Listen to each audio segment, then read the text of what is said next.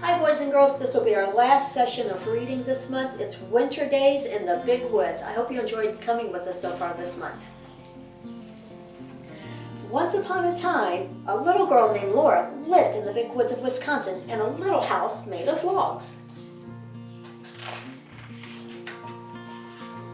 Laura lived in a little house with her pa, her ma, her big sister Mary, and her baby sister Carrie, and their good old bulldog Jack.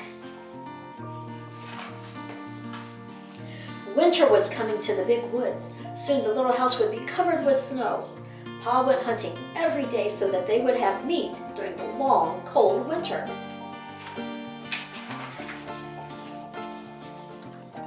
Ma, Laura, and Mary gathered potatoes and carrots and beets and turnips, cabbage and onions, and peppers and pumpkins from the garden next to the little house. By the time winter came, the little house was full of good things to eat.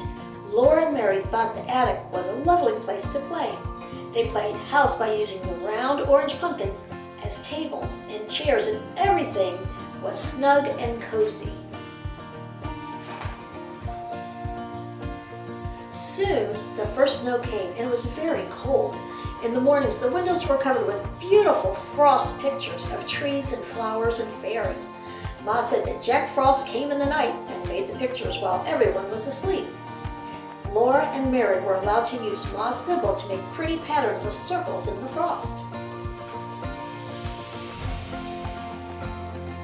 In the mornings, Laura and Mary helped Ma wash the dishes and make the beds. After this was done, Ma began the work that belonged to that day. Each day had its own proper work. Ma would say, wash on Monday, iron on Tuesday, mend on Wednesday, turn on Thursday, clean on Friday, bake on Saturday, and rest on Sunday. Laura liked the churning and baking days best of all. Ma had to churn the cream for a long time until it turned into butter. Mary could sometimes churn while Ma rested, but Laura was too little. On Saturdays, when Ma made the bread, Laura and Mary each had a little piece of dough to make into a little loaf. Ma even gave them a bit of cookie dough to make little cookies.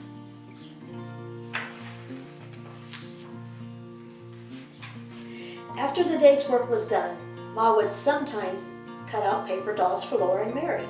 She drew their faces on with a pencil and cut dresses, hats, and ribbons out of colored paper so that Mary and Laura could dress their dolls beautifully.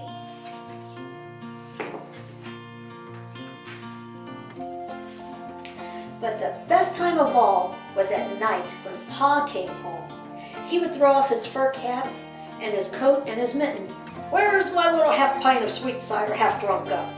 That was Laura because she was so small. Sometimes Pa would take down his fiddle and sing. Pa would keep time with his foot. Laura and Mary would clap their hands to the music when he would sing.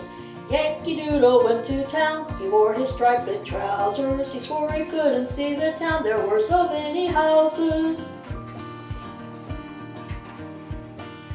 Other times, Pa would tell stories. When Laura and Mary begged for a story, he would take them on his knees and tickle their faces with his long whiskers until they laughed out loud.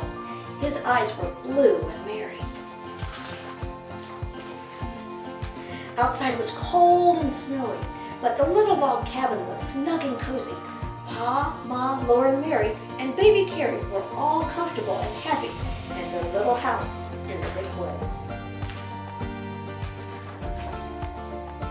That is their little house.